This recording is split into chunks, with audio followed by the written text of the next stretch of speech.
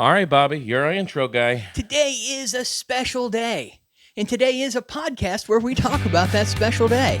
I'm Bobby Parker. And I'm Joey Nickel. Welcome to Today Is.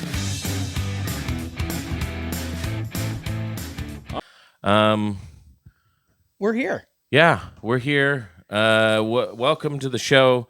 It is, I'm still getting my voice back. I was sick, I cannot get my voice goes away, and then it takes like weeks for it to come back. So I'm still a little froggy, a little gravelly, a little bit. We'll see how the episode goes as we move forward. How have you been? I've actually caught up on a lot of sleep. Oh, nice. Yeah, That's good. I had to take basically a week off of work for mental health. Okay. I was very stressed, lots of anxiety, and just the world coming in and all that stuff. Yeah, I took some time off. I've stopped drinking caffeine. Okay. Which is tough. Not because So no coffee, no tea, no. No, I'm drinking herbal tea. It's All mint right. tea with just a little drop of honey in it because I just like that. But I have cut out caffeine, and the tough part isn't that I don't think I'm really addicted to caffeine at this point. I'm doing fine. I really like the taste of coffee. There are very few things that I'm like, oh yes, I enjoy that. It's like one of my replacing that in the daily routine is so difficult. I've never had coffee Yeah. my entire life. I've never had coffee, so I don't know what it tastes like for sure.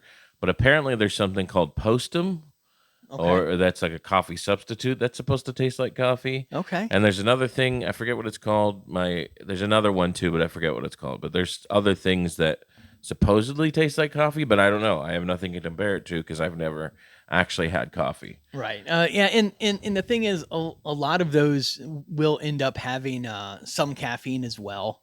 Right, So- that's true, because that's what people want it for. Right. People are like, I don't, whatever, coffee messes with my stomach, but I want the caffeine and the coffee taste, and Right. that's usually what it is. I've had like 2 cups of decaf coffee since then. And I had both of those like before a show because I usually it's just a usually routine. drink coffee before a show. And yeah. but other than that, I think everything's going pretty good. So here's something interesting. Did you know that? So when they decaf coffee, they use a chemical process to. I always I have anxiety about whether I pressed record or not, but I did. We'll see. I am trying something new. I am we plugged directly into the camera today, so that hopefully I don't have to edit the sound later. We'll see how that works. I don't know if it'll work. I've also thought of another problem with that, which we'll get to in a minute. But what I was going to say is, so when they decaffeinate coffee, it's not like, the caffeine comes naturally in the bean, right? Right. So they have to go through a chemical process to actually take the caffeine out. And do you know that they have it then? It's not like they delete the caffeine, they Right. remove the caffeine. So now they have caffeine. And that's what ends up in Coke. Really? Yeah, they sell it then to cola companies. Nice. Now, the cola plant has caffeine in it already, some of it. So I don't know about Coke necessarily buying caffeine from the coffee companies, but like other sodas that have caffeine in it, it's put into the soda. Now, correct me if I'm wrong, but advertising for decaf coffee got really big right around when Jolt Cola came out. Oh, really? I don't know, but that history would make makes sense to me. That would make sense. Yeah. Well, and for coffee companies, it's like, oh, well, we can still sell our coffee and make money on the caffeine separately. And it's not like they're charging you less for decaf, are they? Decaf? No, I don't think it costs less. I right? think it probably costs more sometimes. Yeah. Well, I guess they do have to. Yeah, but that's interesting. I was like, well, I guess the process of taking it out would cost money, but then they're selling the caffeine Right. to energy drink companies. I did not know that. I Yeah. knew that they had. Well, the caffeine's got to come from somewhere. Yeah, I knew that they had to extract the caffeine. I did not know if it was coming out as a sellable product at the end. Right. Because usually when you extract something, you either ruin it or usually it could it chemically alters it in a way that it's not usable anymore. But in this case, they extract it whole and then it's usable again. Wow. Okay. Isn't that interesting? Yeah. Now, I think Coke, I don't know about Coke specifically, Coca-Cola, because I believe, now I don't know, Coke may not even, I may be wrong about this, but because I'm basing this on the formula for Coke, original formula for Coke, which also had parts that had cocaine in it, which also gives you some energy. Yes, also gives you some energy, but it was like, it's not like they weren't putting it, people, when people hear like Coke used to have cocaine in it, that doesn't, it's not they're not making, it's not refined white powder. They're not like getting it from Colombia and putting it, it's stirring it in. Like, and stirring it in. It's like, let's try some cocaine. It's just, they used a coca plant and a cola plant. That's what they used to make, and it was made as a medicine. Like that was supposed to be like an elixir. And it made people feel better. It did make I'm sure it made people feel better. I feel great. But it's not like the cocaine that you would get now that you would snort up your nose or anything like that. Not that I know anything about that. I've seen movies. But I never knew that until like this year that they extract the caffeine and then sell it to energy drink companies. Oh yeah, that is so. This is going to be just a weird aside, especially for this podcast. I went to a bachelor party. Now it was, hey, we're going to be playing like cards, having a couple drinks, kind of bachelor, nothing crazy, nothing wild like the movies. But I got there. I'm like, oh yeah, we'll play some poker. I had like $20 as a buy-in, Yeah. Like, I might have a beer. I wasn't a huge drinker, and people kept on going in the back room. I'm like, and it was people I didn't know that well. I'm like, what's going on back there? Yeah. And someone told me, I'm like, oh, it's time for me to leave. It's like, well, I did not know that this was going to be here. Yeah. This is mine. This is for me. That is for thank you for giving me the water. Yeah, absolutely. And that's like my closest experience. That's funny. It was. I was there. It was like a friend of a friend was getting married. I was invited because like, oh yeah, he's a fun guy. He likes to play cards. It was just supposed to be a casual hang kind of thing. Yeah. Oh no, I bailed real fast. Yeah. That's funny. So there's a comic that used to work at the Comedy Zone. That used to be regular at the Comedy Zone. Not a headliner or anything. Just somebody that was part of the Fred's All Stars. Okay. He would leave, right before the show. He'd like leave for a second and come back, like ever. Yeah. But it was. And one time I saw the like white powder under his nose, and I'm like, oh come on. Man. But anyway, I won't say who it is over the air. But yeah, man. And the thing is, I completely get wanting to feel better, but man. Make better choices, people, because that it's not going to do anything but ruin your lives. Yeah, that's good. Yeah, that's not going to hear that, kids. Yeah, drugs ruin your life, unless they're from a doctor, and then they might ruin your life. Right. Yeah.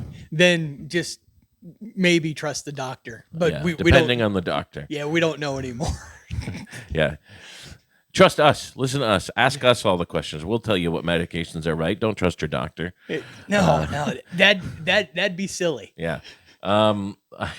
This podcast knows everything there is to know about medical history, and we know everything. We're right about all medical issues. I feel like I might have to put a disclaimer at the bottom of this one. Yeah. This podcast does not actually know anything about medical information. All right, we got a few things to talk about. Actually, I have a lot to talk about. Yeah. I have a lot of things to talk about. First of all, Tuesday night, today would be Friday. Today's Friday. Tuesday Today's- night, I opened for Dusty Slay at in Gainesville at the University of Florida at a theater there at the Phillips Center at the University of Florida, and I would say there were about 700 or 800 people there. Nice. I want to say 700 or 800. I think is what I think it was over 700. I don't know if we got to 800, but huge crowd, really good crowd, really awesome time. It's really great to see Dusty again. I see him every twice a year or so when he's in Florida, and I get to work with him. Chris Buck was also on the show, did a great job. Here's something I didn't anticipate going into the set is did not anticipate, like, my timing was way off for the first 3 minutes because there were so many people, and it was a huge stage. I mean, this is like a Broadway production size stage, so it's huge. I've seen a show there. Yes, yeah, it is amazing. It's giant, and so like I'm pretty far from the audience, and I didn't account for that in my brain before going out there. And I was kind of worried about some technical things leading up to it because we were recording it, and Travis was there to record it and everything, and I was trying to get the sound set up right before the show. Didn't even cross my mind to like try to prepare for, and honestly, I didn't know what to prepare for because I'd never really done a show in front of that many people before. Right. Yep. Even when I work with Dusty, I've worked with Dusty many times, a lot, and it's never been that big. It's never been that big. In fact, when we did our shows in Panama City, we did 2 shows because there wasn't a venue that was big enough to do one show altogether like that. So we did 2 shows of like 300 or 400 people, which is I've done before. Not to brag. Like the Comedy Zone's about 300 people, so that's and I've done 300 or 400 people here and there. So it was definitely an interesting experience. The most people I think I had ever performed in front of up until that point was maybe 500 people. Okay. Was when Danny, did you ever do Danny's Rotary Club gig? No. I don't know if he still does it, but he used to do a fundraiser for the Rotary Club of Ponte Vedra every year, and they would do it at UNF. At one of the theaters there, and it was usually about 500 people, I would say. 400 to 500. But yeah, this was definitely the most I've ever performed in front of. I'll put a picture of it up on the podcast. It's a pretty cool picture to see all those people in the crowd. But yeah, my timing for the first 3 minutes was not great. It is weird. It was I felt rushed, and Buck noticed too. But luckily it's hard to tell if the set's going well from backstage. Right. So I'm assuming Dusty just assumed my set was going well. But he notoriously does not listen. Yeah, he really doesn't listen. He was backstage though, which usually he's not even near the stage during your set. But he was backstage waiting. And we weren't doing that much time ahead of him. He likes to do a lot of time, which, by the way, he did an hour 28. Hour 28. Yeah, almost not a record for not a record for him, but close. Yes, he did a lot of time. But which, by the way, he always gets off stage and is like, okay, I did an hour. I did pretty good. I didn't break my record, and it's like, watches exist. Like, he could know in real time how long he's been up there if he wanted to, but he just doesn't. He just likes to feel it, right? Which is fun. That's fine. But I for the first 3 minutes it was rough, but it and I don't even know if it was noticeable at all to the audience. Right. But then once I got my timing down, it was much better, and the end of the set went much better. Like, the last 5 minutes of the set was great. Everything turned out really good. The recording turned out pretty good. I still need to mix some things together, hopefully. This is kind of a dry run for what we might be doing for our special recording in December. Nice. So that is something we probably want to mention, like, not specifics, because we don't have those. We are planning on Wes and Bobby and I are planning on combining our forces, and we're just going to record our own specials. And we're going to we're planning on 30-minute specials. We'll probably record 35 minutes each to add a little cushion, but tentatively December 26th or 27th. Right. We'll see. I think probably the 27th would be better as far as it being I'd like to do 2 shows. Did we already talk about that? We have not. No. I would like to, if possible, do 2 shows. And so if that's the case, we probably want to do Saturday anyway, because I want to do like a 6 o'clock and an 8:30 probably, something like that. So and a Friday, it's going to be harder to do 2 shows, I think. Right. But yeah, we're planning on filming our specials, and just I don't even know what we'll do with them once we once we film them. We'll probably just stand on the street corner and try to sell them on DVDs like bootlegs. What I envision is one. It's going to be used to be sent out everywhere, all the clubs, everyone. Well, it's going to be it's going to be a promotional, and we'll use them. We'll farm them, obviously. Well, at least that's what I'm going to do with mine. Is I'm going to farm mine, cut it up, and use it for clips throughout the year for social media. So clips. Also, I'm probably going to have the full thing for me posted on YouTube, because I want people to see me. Right. Yeah. And that's probably what I'm going to do with mine too. And the logistics of that, we can figure that out. I think the main part is getting it recorded. So we're still working that out, but it looks like sometime in December we're going to try to do it. And it could turn out terrible, and we could hate all of it, and then we could quit comedy. But well, the business part of show business tends to be the difficult one. It didn't used to be like this. Like sometimes I do find myself getting a little reminiscing about something I never did, but like. It's like, comics, there used to be a path to becoming a professional stand-up comic. Now, most of the time you had to move to LA or something like that, right, or New York. But it's like, now it's like you got to do it all yourself. Like there's no like getting in with an industry and then the industry does everything for you like it used to. Now, that being said, there's a lot more space for more comics to become professional comics, but that's not necessarily a good thing sometimes. It's like sometimes you're like, well, I wish we kind of still were a little more of a smaller group or an elite group of professional comics. I don't know. I don't know what I'm saying. Yeah, no, I get it. The destination of being a professional comedian. Yeah. And that is the goal. There used to be a pretty straight path. Now there's no path, but everyone knows where the destination is, and it's whatever you can do to get there. And there's a lot of false moves on the way, a lot of wrong turns, especially for me. So right, because we don't know what we're doing. We're not social media experts, and nowadays it's like you kind of have to be to try to make a career, at least a highly successful career, which is, why people are hiring social media consultants and stuff like that. But even then, it's like nobody really understands it. Right. Nobody fully understands what they need to do for social media. It's like these companies are successful. Like these companies have figured some things out, but even they will tell you, like, we don't really know what's going on. We just know that this works sometimes. Yeah. And then it has worked they can only base it off of what has worked, but they can't necessarily tell you why or things like that. They have theories.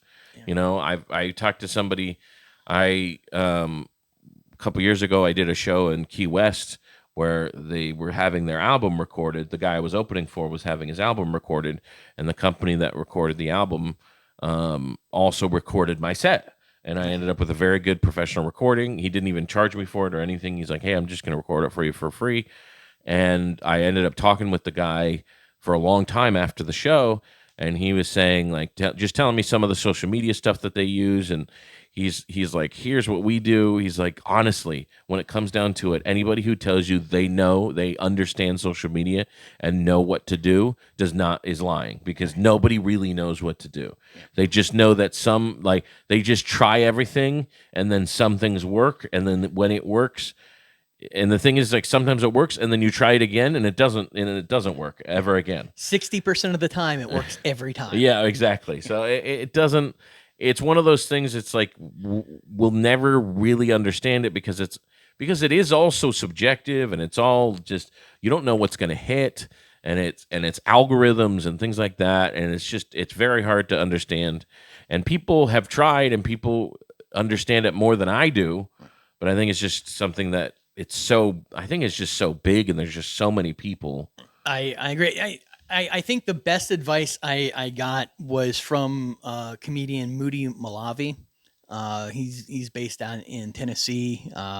Big guy, very very funny. If you don't know him, he's just super What charismatic. That sounds Polynesian. Is he Polynesian? No, he's I believe Iranian. Oh, okay. Yeah, that was way off. Yeah. But I think his real first name is Mahmoud. But he was born. He was raised in the States. You know, okay. I think his mother is American, his father's Iranian. But he goes by Moody. But he's professional, touring, respected, just a great guy. And he said, hey, just build the product. Right. Build the product. Right. He's like, I can't tell you much about social media. Be a great comedian. Yeah. Well, and the problem with that, and it is true. Yeah. Like that is true. You need to have it doesn't matter. Well, I almost said it doesn't. Sometimes I almost said it doesn't matter if you build your social media if your product is terrible, but that's not true. There are plenty of terrible products out there that yeah. So I don't know. Never mind. But it's something that I know. Control what you can control. I mean, that's another way of saying control what you can control. Obviously, make your product the best that it can be, because when it does hit, you want there to be.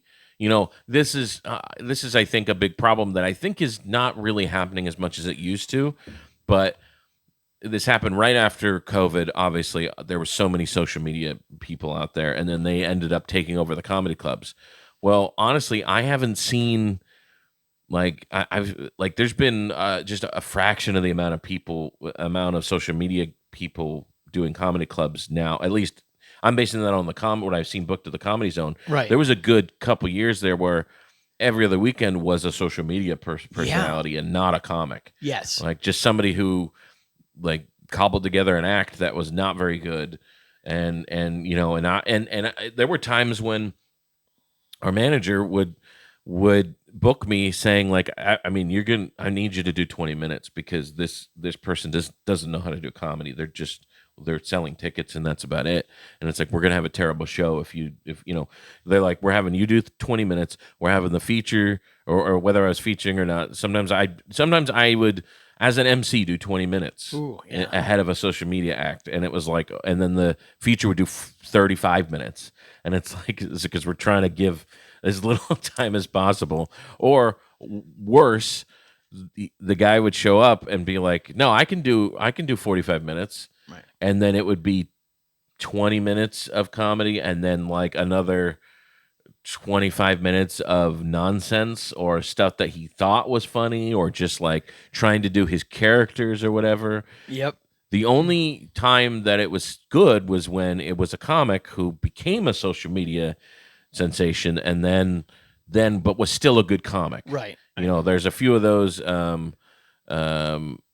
Jason Banks is one of those. No, that's not his name.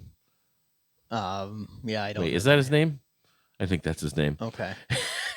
He did the Comedy Zone a couple years ago, but he was blew up on social media, but also was a killer comic. He had a huge social media presence of these skits he used to do. Ben Brainerd, another example, blew up on social media. Very good friend of mine, Ben Brainerd, great comic. Works very, very hard at his comedy and his craft as well as at his social media presence. I will give props. I opened for a social media guy that I thought was going to be terrible, and he was great on stage. That's good. That's great. Catfish Cooley. I think really? Yes. Oh, okay. He I never worked with him, but I saw him on Tosh. And I met him, and I'm like, oh, this might be a train wreck. Was this post Tosh? No, was this post COVID or pre-COVID? I think it was. I think it was pre-COVID. Yeah, see, I feel like pre-COVID you couldn't get away with as much. Like if you didn't have a good act, Right. you wouldn't get booked at places. But Right. I can't remember specifically, but I remember just thinking, this might be rough, and being very surprised at how good he yeah, was on well, stage. that's good. Yes, That's good to be surprised. yes, I was very impressed with I that. mean, and that being said, there are social media guys pre-COVID even that I would open for that I'd be, but they like I won't say his name. There was one in particular that I opened for that specifically did skits and sketches, and then had an act, and he's been doing it for years, and it is not funny. Like Yeah. in my opinion, he's not a good comic, but I don't know the people that like the general. I mean, he references his skits and stuff like that. So Right. he sells well. He sells good. He has big crowds, and he's been doing it for years. He's been touring for years, like a long time, and but he's just not really a stand-up comic, and he never really got the chops for it. Like he never really had to because Right.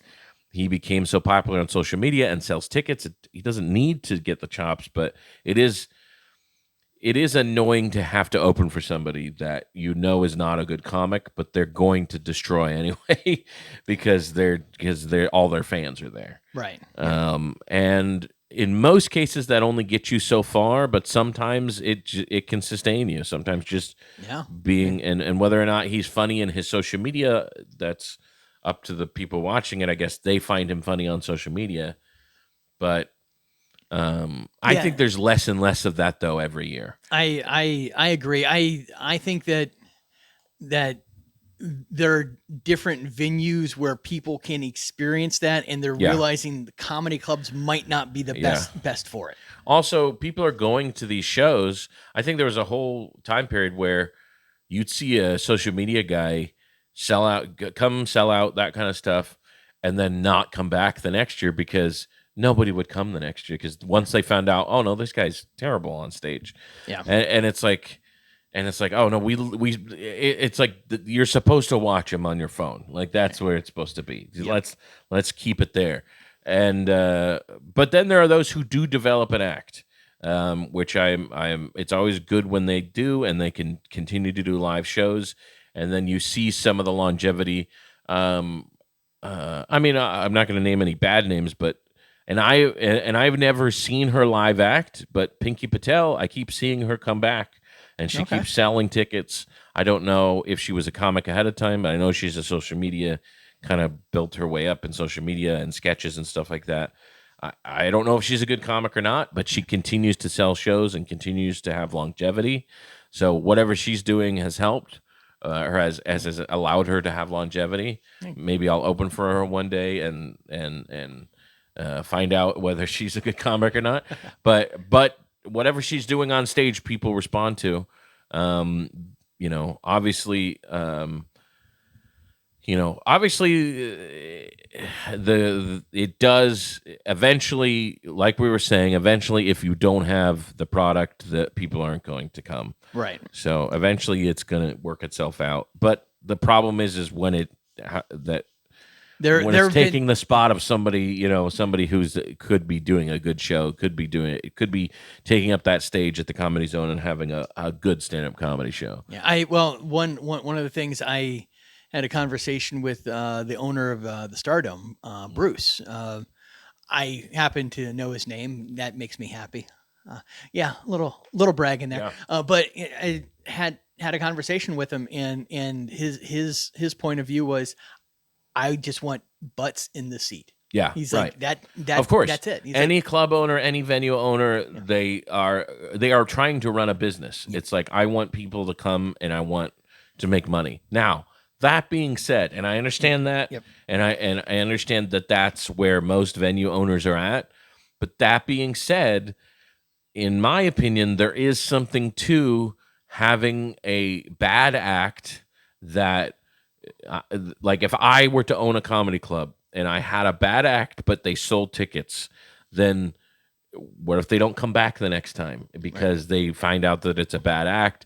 It's like, in my opinion, you have to I would feel like I have to focus also on having good shows for longevity. It's like long game versus short game. Yeah, exactly. And I understand you want to have butts and seats, and I understand the people, the venue owners that are like, that's all I care about. I'm trying to run a business, but also it's like in the long run, you're going to lose customers because they're going to be like, oh, this guy just hires social media guys to come do his shows, and it's terrible.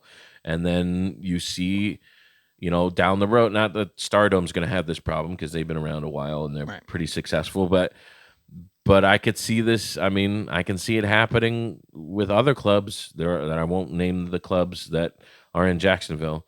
That I can see. I can see people like. There's no. I don't even know if we should. Okay, I'm just gonna. Okay, there are more people in Jacksonville than there were before. Right. There are more people. We should have bigger crowds based on population. We have email lists. We have ways to promote. Like the club promotes their shows, and they have email lists, and it gets out there. There's no reason we shouldn't have more people at that club than we did before, and we have less. Yeah. Like that's what's getting me is like the product is not as good as it used to be, so less people are coming out because they know the product. They're still going to come out for the people they come out for. Like you're still going to have your sellouts. You're still going to have the people that everybody knows and the regulars that are going to keep coming back, and that's always going to be a part of the business model, which is unique to comedy clubs, as opposed to other businesses. Sometimes, like a restaurant, you lose the trust of the public, and it's very hard to ever get it back. True. Comedy clubs, you lose the trust of the public, but then you have Ron White come and you're going to have a sellout weekend. It doesn't matter if the public trusts this venue or not. But when you're not, on the weekends when you're not booking sellouts and you're having to promote and try to bring people in for the show, then you're going to lose people on that because they're not going to trust that it's going to be a good show if they don't know who the comic is. Yep. I mean, before pre-pandemic, we were doing 7 shows a week. 7 shows a week. Yes. And we very rarely had to cancel any of those shows. Like we had a Tuesday show, a Wednesday show, a Thursday show, 2 shows Friday, 2 shows Saturday every week. And a lot of times 3 shows on Saturday. Yes, yeah. And extra show on Sunday. And then sometimes they'd add a show Saturday or add a show Sunday. So we're talking 7, sometimes 8 shows a week with no problems. And the Tuesday and Wednesday shows were local nights, just like they are now. They were local nights, nobody famous. Like and very, very, I would say once every couple months they'd have to cancel a show because not enough people would show up, and it was usually a Tuesday. Right. Tuesdays were always the toughest ones, but still, that went on for years. And now we have more people in Jacksonville.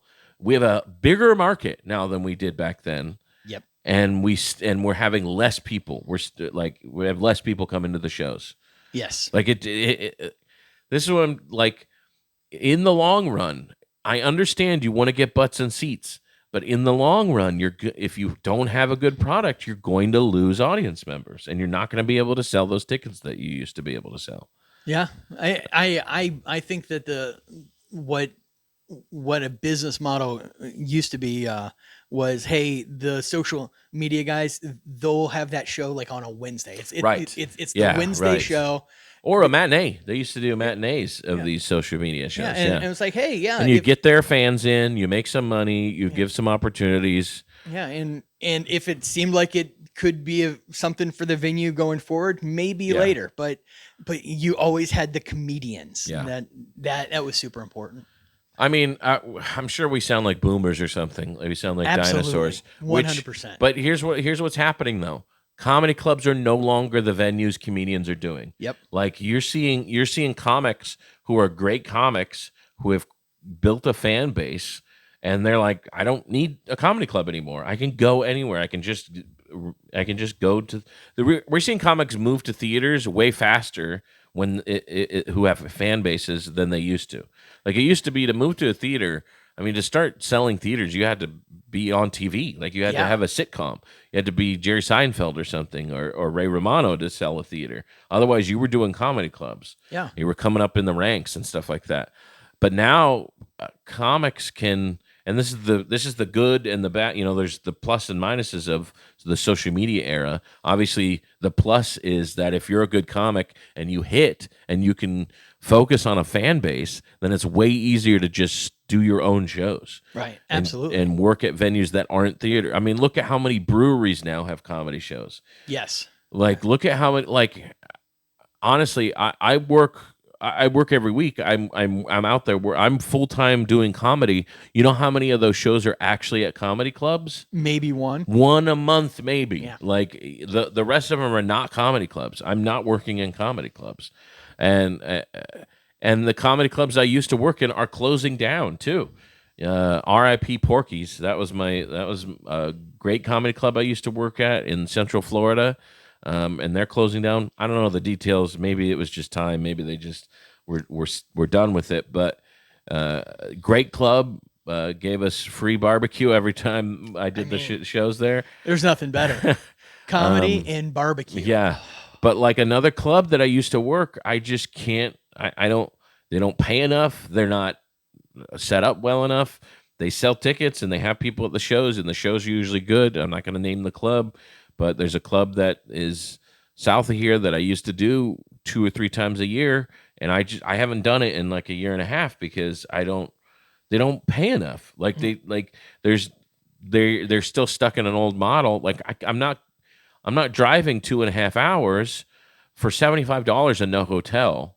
Like I'm not doing that when I can go to a brewery and get paid $200 to do a brewery or whatever, or drive 20 minutes, or get drive 20 minutes $75 and get $75 and no hotel. It's like, or I can just stay in town and make the same money and not have to drive 2.5 hours.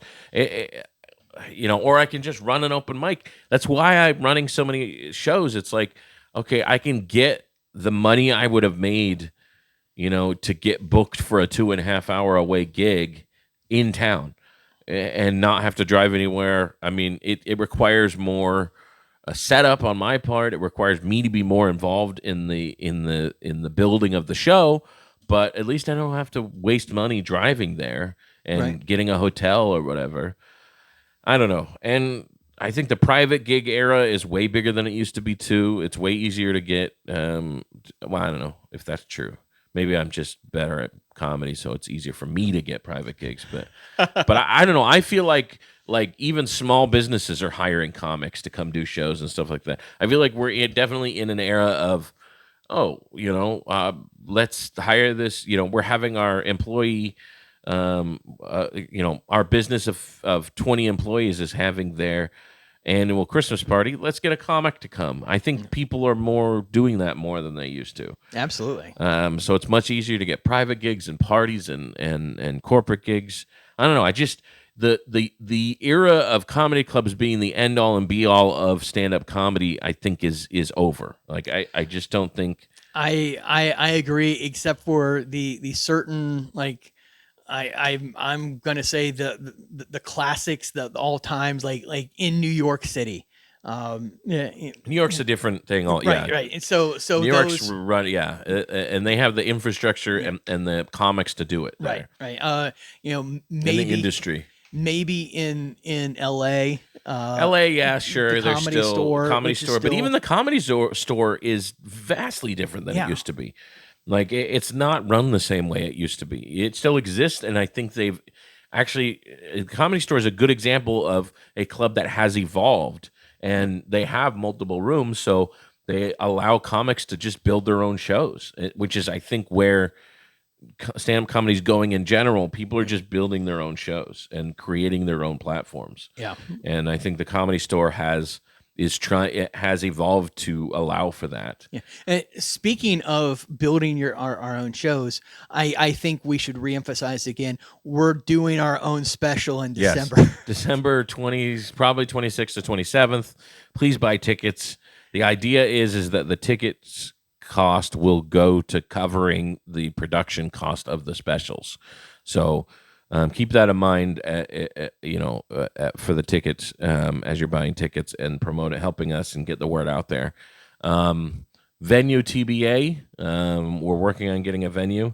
I do have a few. So today's topic is Take Back Your Time Day. That's almost what we're discussing anyway. Yes, that's almost what we're discussing anyway. I actually chose it because it is a little bit vague, and I actually have some things to talk about in regards to that. But we're at like 40 minutes. All right. If you wanted to text that to me. So Take Back Your Time Day. So there are some things I want to talk about in that regards. Where was I going with? I feel like I was leading somewhere with what I was saying, but bottom line is, please follow us on social media so we can have careers. Also, share this podcast. Okay, so in regards to Take Back Your Time, I do want to. I did have something I wanted to talk about on November 21st. Here's something interesting that has nothing to do with comedy, so it'll give your ears a break because we've been talking shop all day. 11/21. Yeah. On November 21st, 2015. So we're coming up on the 10-year anniversary of this date. Okay. Right. And this is going to be a bit of a trivia for you. I'm going to see if we'll play a little game with this. Something happened. 3 things happened, and 3 world records were broken on November 21st, 2015. And by statistically, this specific world record really only gets broken once every 428 days. That's the statistical fact. That's the statistical numbers. Okay. On average, about 428 days, and it was broken 3 times in one day. 3 times in one day. Also, it was one of the most controversial world records broken for 2 different reasons, and one of the 3 world records were completely unrelated to each other. Like, they were not in the same room. They weren't competing against each other. Wow. They were in separate areas altogether. Do you have a guess on what the world record is that I'm talking about? I'm going to say bench press. It wasn't bench press. Okay. It was not something conventionally athletic. Not something conventionally athletic. Okay. It is. We're talking about Take Back Your Time. It is world record in time. It is the fastest at something. The fastest at something. I'm going to say the fastest to name all presidents. I don't know. I'll give you another hint. Okay, I will give you some background. Okay. After the first world record breaker did what he did, after he broke the record, okay, he did not react to himself breaking the record. Everyone around him started going crazy. They're like, I can't believe he broke the record. He did not react, did not act like it was a big deal. And we'll talk about why. But he did not act like it was a big deal, and pretty much was like, you might say like, oh, maybe he's in denial, like he's in shock that he did it. Right. He did not. He's like, he in his mind, if you looked at his face, he did not believe he broke the world record. I have no clue, but I will say the fastest to eat 50 hot dogs. It is not that. Okay. I will say that the timed record thing you're doing is you use your hands to do it. Okay. Use your hands. And it is one object. One object. Okay. You use your hands. It's one object. The fastest to make an origami swan. You're getting closer. Okay. You're getting closer. That definitely fits the criteria of using your hands and quickness.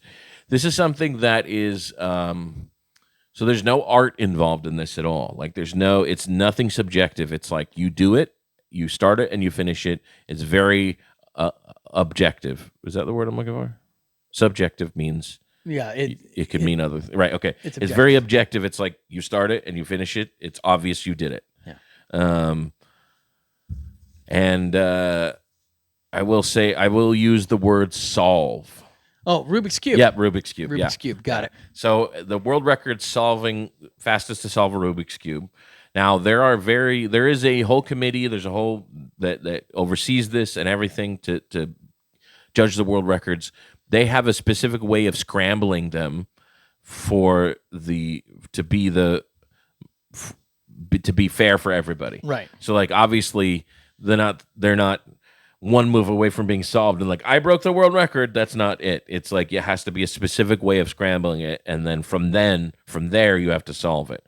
And there's things like turns per second and stuff like that. The people who like some people can get up to 10 turns per second. Is that right? Second? That seems like a lot. I've seen them do this stuff. Yeah, maybe 10 a second seems like a lot. But there's like, whatever it is, it's like you can do so many turns per whatever. And it's like, but there are people who can do more turns per second or whatever than other people. But they're not necessarily faster because their turns aren't necessarily as good. As efficient. So like somebody who's like 5 per second or whatever is their turns are more efficient or something, or they know how to. So there's a whole thing that goes into it. There's a whole. It takes a specific kind of brain to be able to do this.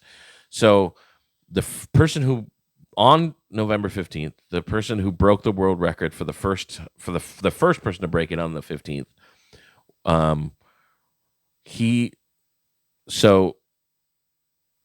he ended up being disqualified. His record was thrown out. Okay.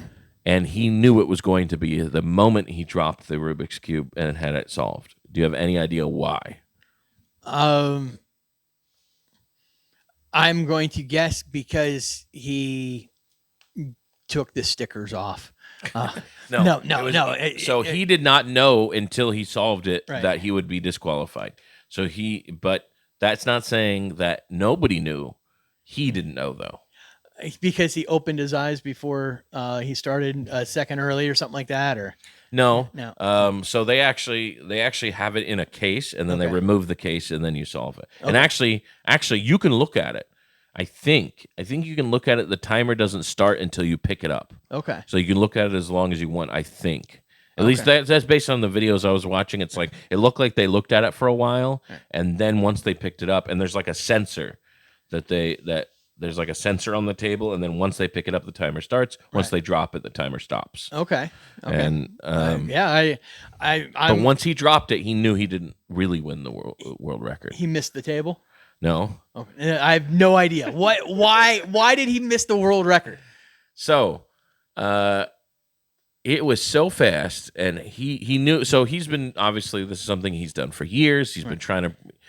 I will say this: he was only ranked like 22nd. Like he wasn't even in the top 5 fastest Rubik's Cubers. Right. So when he broke the world record, he knew immediately it was too easy. He knew immediately that this was not going to count because something was wrong with that Rubik's Cube. Right. So it turns out that his competitor had altered the Rubik's Cube before it was revealed to make it easier for him to solve. Ah. Yeah. And his competitor did it knowing it would be disqualified because people would find out it was tampered with. But I think he just didn't think that they would find out it was him. Right.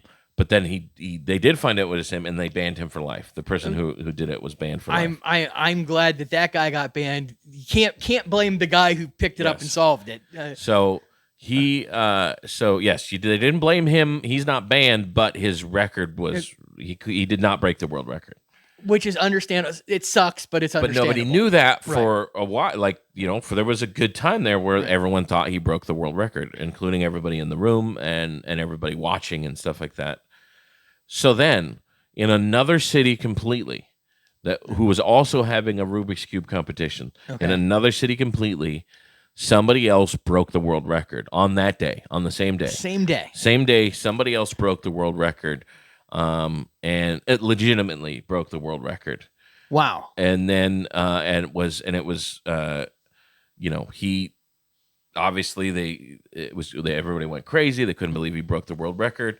Now they had been getting closer and closer to under a certain time. Like they'd been very close. It was like under 4 minutes, I want to say, like something like that, or under 5 minutes. There was some threshold that nobody had ever been able to break this threshold, and he did not, but he broke the world record, and it was by whatever, a tenth of a second or whatever, less than that probably.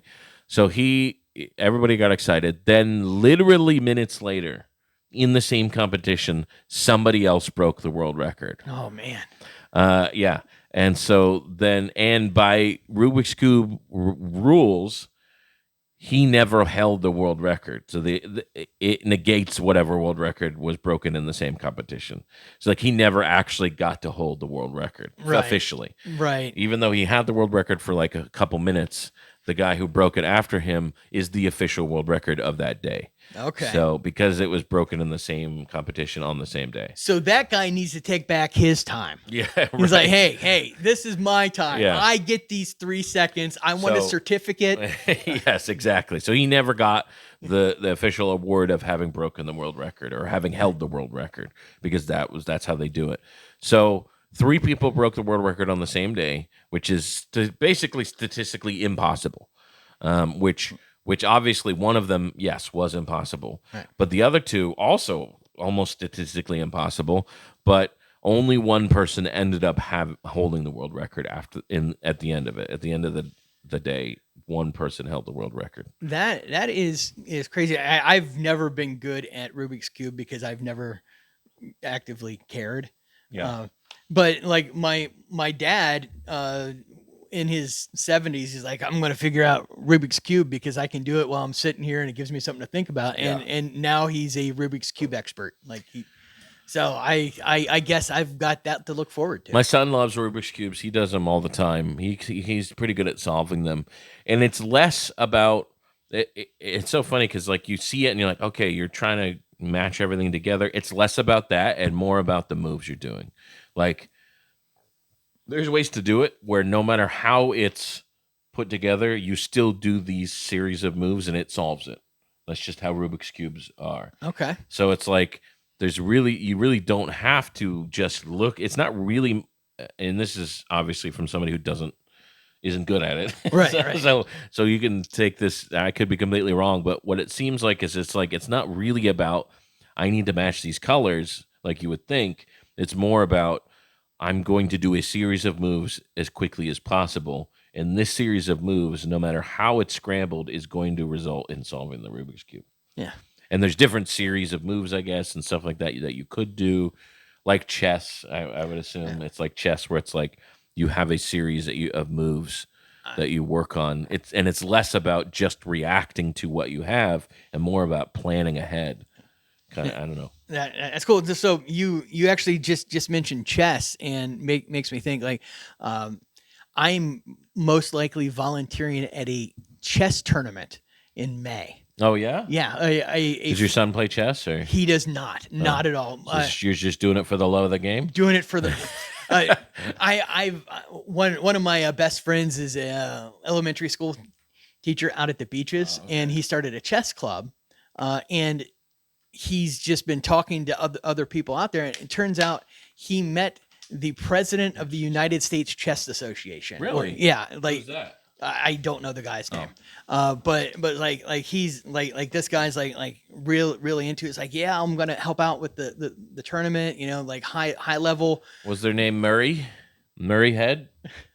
Possibly. No, I made that up. Do you know why I said? You don't even know why I said that. I have no idea why you even said that. But I'm kind of thrilled because that's the kind of things I've seen on TV and in movies. Like I've never been to a chess tournament. Like that's why I want to go. Like this is going to be a unique experience to watch. And everyone in my family thinks I'm crazy because I'm like, I think it would be kind of fun to do that. One time. Just to see what it's like, and just to see the people there. Yeah. Like to see if chess parents are as bad as like football parents. I know. I was just thinking that.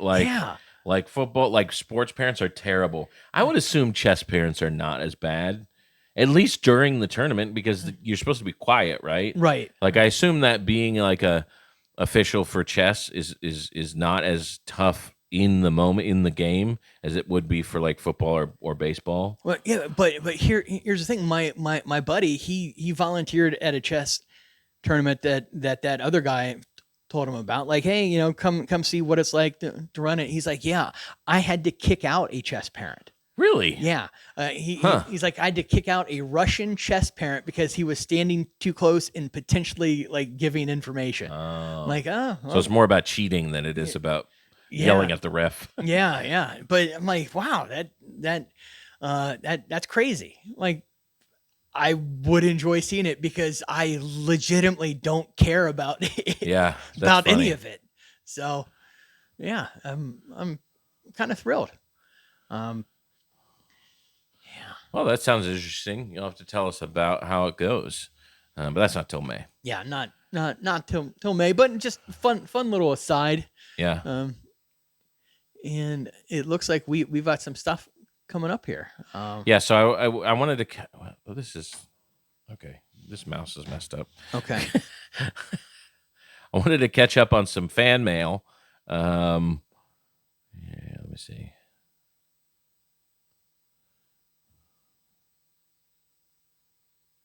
Oh, all right. Dear Joey and Bobby, I'm sharing some information I've gathered. Please note that there may be inaccuracies, either from me or from the AI I used to compile it. It probably would have been more reliable if at least one Bothan had died. Oh, wait, what? That's a Star Wars reference. Oh, okay. Yeah. I see. Because of the Death Star, had died bringing it to you. Honestly, I expected more mentions of dead or in jail or in prison on your podcast. As I said, it makes mistakes were likely made. Also, I haven't had time to rewrite my ridiculous song to better align with the factual brilliance of your podcast humor. Lucky world. P.S. Really don't want to know how much time I spent digging up this tiny bit of useless information. All right. So he's got some statistics for us. Let's see. Ah, dang it. All right. Okay.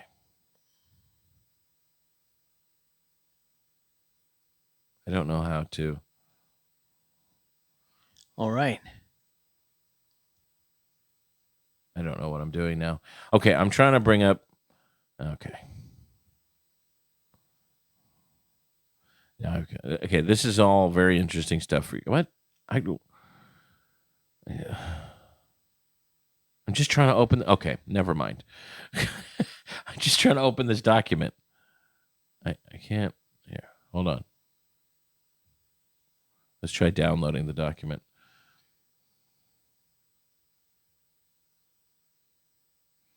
Okay. All right. This is dead or in jail or in prison.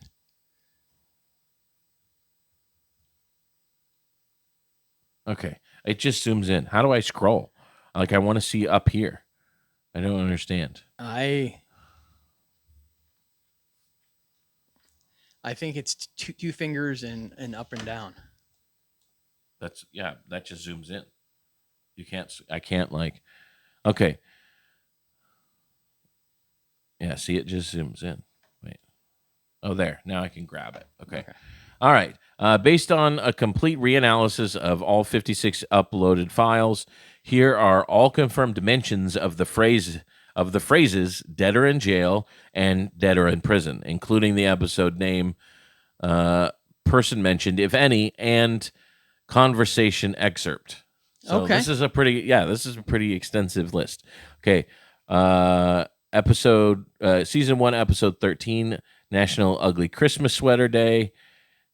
Kevin Kyle, dead or in jail. He could be dead or in jail. I have no idea. I haven't seen him in years. Was that the first mention? Most likely. Episode 13? I feel like we said it before episode 13.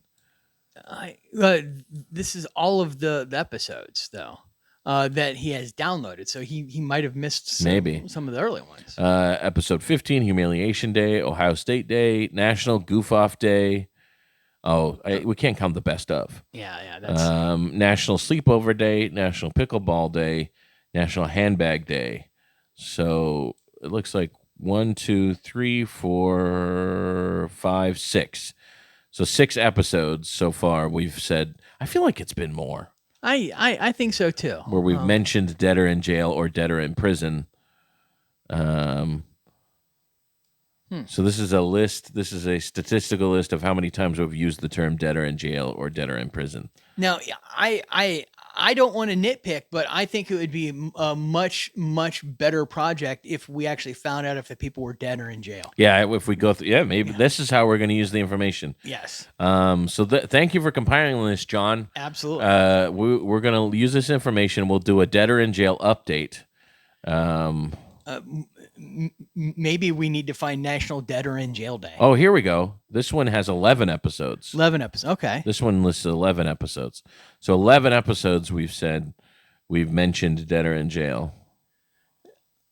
Well, yeah. Now I do have to say some of the comedians we mentioned earlier are probably dead or in jail. Yeah. Right. Yes. All right. Dear Bobby and Joey, I write to you not as a mere listener, nor as your most prolific emailer, although the numbers don't lie, but as a humble defender of truth, comedy, and polka justice. What I heard on National Pasta Day shook me. I have endured the zany. I have endured the tangents. Or I've embraced the tangents. I have even forgiven Bobby for cleaning his glasses too aggressively on mic. But this was different. You let a guest on air claim that Carrot Top was better than Weird Al. I don't know if she said he was better than Weird Al, but she definitely compared him to Weird Al. And I will take their point. Sure, she said he's better than Weird Al. Was this satire, an elaborate prank, a deep cut performance art placed? A deep cut performance art piece I'm too mortal to comprehend, because if not, then we have a national emergency on our hands. Let me be clear. Weird Al is not a comedian. He is a genre. Okay, I agree with that. Yeah. A cultural cornerstone. See, this is all information we could have used during this episode. I was so shook by the fact that she did not understand how big Weird Al was that I couldn't properly defend him to her. So I want to share something with you, right? My wife she works at a school now. I'm not going to say what school, but she was talking to a student there, a student who is, I believe, a senior, so 16 to 18ish years old, right? Smart kid. My wife mentioned water skiing. This person had no idea what water skiing was. What? And wait. This is in Florida. In Florida. How can you in Florida not know what water skiing is? And so my wife said, hey, do you like to go swimming? And this person's like, I love to go swimming. We swim all the time. Blah blah blah blah. My wife had to show up. You just pull up a video of water skiing. Like, this is what it is. Maybe you know it by something else. It's just right. Maybe it's just a name thing. Had never heard of this. Had never seen it. That's insane. So it's like just that cultural blind spot. Those things exist and they're weird, but it's weird. And you know what's funny? So now, did this person had gone to the beach and stuff? Yeah. I think this person probably had seen water skiing and just could not remember it. Like, it never registered in their brain. Because that's crazy to have ever gone to the beach and not ever seen water skiing. But and I mean, you see water skiing. I feel like by a certain age, you've just gleaned what water skiing is, right? Like, and it's not. I wouldn't even say it's a cultural thing. It's just there. Even the squirrel, the squirrel water skiing, right? Yeah, but sometimes people just have that blinder. How old was this kid? Between 16 and 18. That's insane. I can understand a 5-year-old. Right, exactly. Or that's crazy. Maybe somebody from like a foreign country, or somebody who doesn't have access to like see water a lot. But even then, like, the internet's so prevalent. But I will say, when Tucker said, when we were talking about the Super Bowl and stuff, and she's like, well, do you think Carrot Top should be in the Super Bowl? When she said that, I had to temper my rage. from murdering everybody, because that was one of them. Like, that was crazy. Now, nothing against Carrot Top, except for everything. But like, listen. I know people that have worked with. He's from Florida. He's very popular here. Actually, the club I was talking about, Porky's, the guy who runs the comedy club there, he was Carrot Top's opener for years. Great, good friends with Carrot Top, very popular comedian. But he's not even close to Weird Al. Not even 10% of what Weird Al is. No, I don't care how long you've had a Las Vegas residency. Yes, You're not Weird Al. You're not Weird Al. Yeah. People aren't. He's not selling out arenas like this. That's crazy to even talk about them in the same sentence. That's insane to even compare them at all. They're not. They're apples and oranges. Yeah. Like, they're not even the same. Like, even if you're like, well, they're both novelty acts. Well, no. Like, they're, first of all, I don't know. Like, prop comedy is not like to have them even mentioned in the same sentence is pretty crazy. Carrot Top, a man who travels with props because his jokes forgot how to walk. That's what John says. Wow. Meanwhile, Al builds lyrical cathedrals from the bones of pop hits and the hearts of nerds everywhere. He made Star Wars cool again. He parodied Nirvana and turned it into a sociology lesson. He made Star Wars cool again. He taught me that foil is both a food wrap and a conspiracy prevention device. What has Carrot Top taught us besides the tensile strength of rubber chickens? And the I hate to say it, and a cautionary tale for plastic surgery. Yeah. Now, I understand guests bring their own opinions, and I applaud you for letting this particular take echo across the airwaves, the same way I applaud Sharknado for existing. Bold, misguided, hilarious.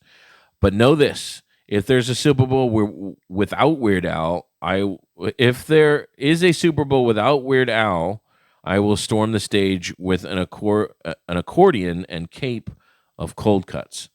And before I forget, who the heck is Bad Bunny anyway? Yes, I've heard the name. Yes, I know he's everywhere. But until he releases a song about lava lamps, Twinkie-fueled time travel, or the emotional weight of playing a kazoo in gym class, he's not on my Mount Rushmore.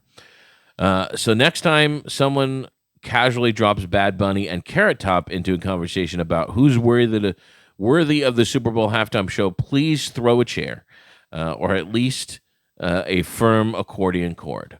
In conclusion, I remain your loyal listener. I still love the show. I will recover, but not before I light a candle in honor of Weird Al Yankovic and gently whisper, "Not on my Super Bowl."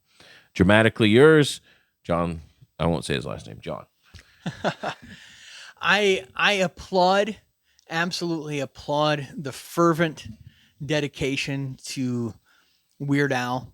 But one of the tenets I live with are people are allowed to have really, really dumb opinions. Yeah, right. I think it was the. I mean, I understand not knowing how big Weird Al is. I understand it being not your bag. Like, if something's not your bag, you don't know how big it is. Right. But it definitely was the comparison to Carrot Top.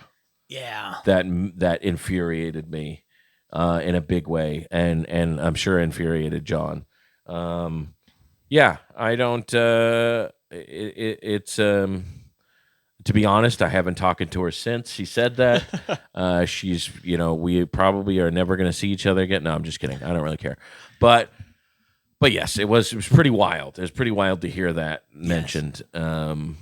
Anyway, that was on the last episode. I told her that we were going to get fan mail about it. We were going to get hate mail absolutely from our fan. Here's let's see. I don't know if we. So, take back your time. Anything you want to mention? Anything you want to bring up? Any buttons you want to put on this episode? I've got The Village's Got Talent coming up. Oh yeah, that's coming up. So if you are near The Villages on October the 28th, which is on Tuesday. Come on out. Would love for you to vote for me so I could potentially go further in the talent show. Yourself? Of course, we have our weekly open mics every Monday and Thursday. Mondays at Shantytown at 8:30. Thursdays at Root Down on Park Street at 9:30. Please come out to the open mics. Also, November 7th, please come see Marcus Crespo. Come see Marcus Crespo at Really Good Beer Stop. By the time this airs, I should have a ticket link ready. So by the time this airs, you should be able to buy tickets. Friday, November 7th. Also, Halloween is coming up next week. Ooh. What are your costume plans? What's your son going to be? My son is going to be Toad.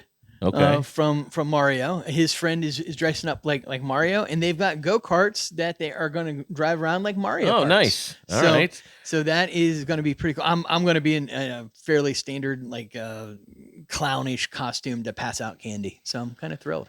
My kids are all over the place. We were going to try to be a cohesive costume this year, and then it kind of fell away. Now we're kind of, I think, video game based a little bit.